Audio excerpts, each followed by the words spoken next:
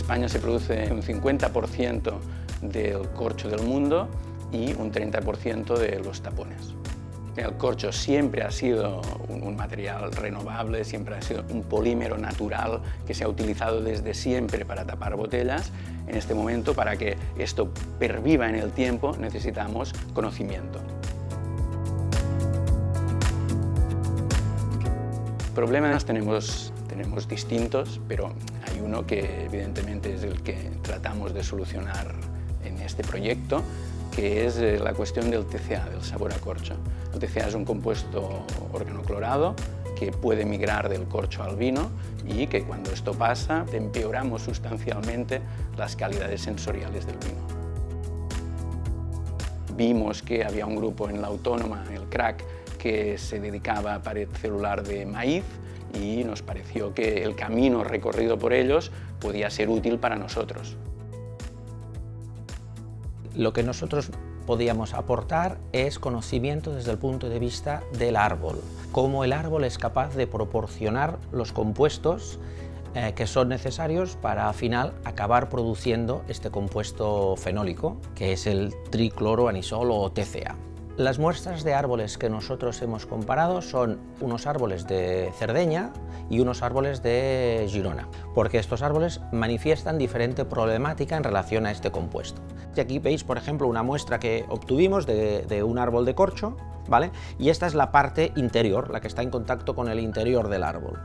Esta parte de aquí, que está en contacto con el árbol, cuando la arrancamos, tiene células, es la parte viva.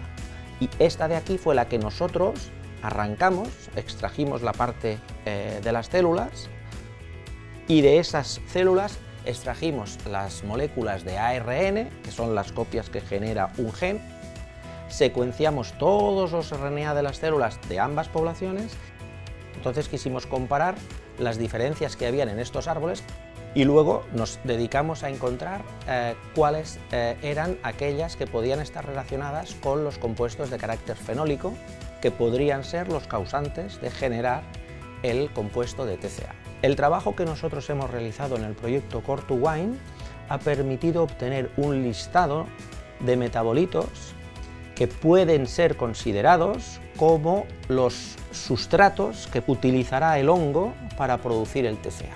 Estos metabolitos van a poder ser considerados como una nueva herramienta biotecnológica para aportar nuevo conocimiento y nuevas soluciones que ayuden a resolver la problemática de la presencia de TCA en el corcho.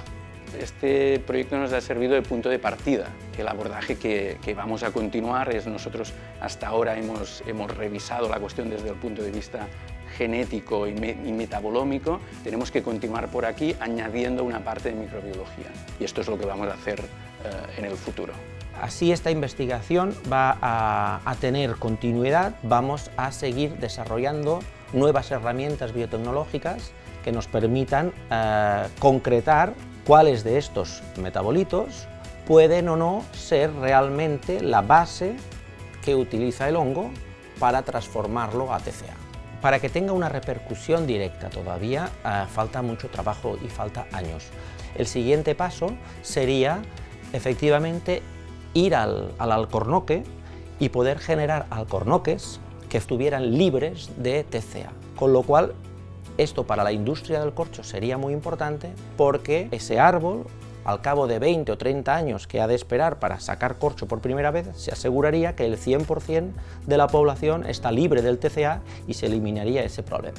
Las empresas del corcho tenemos una gran voluntad de investigar. De este modo podremos continuar haciendo corchos como lo hemos hecho siempre y estos corchos continuarán siendo ecológicos, renovables y sostenibles y en un marco de una economía circular.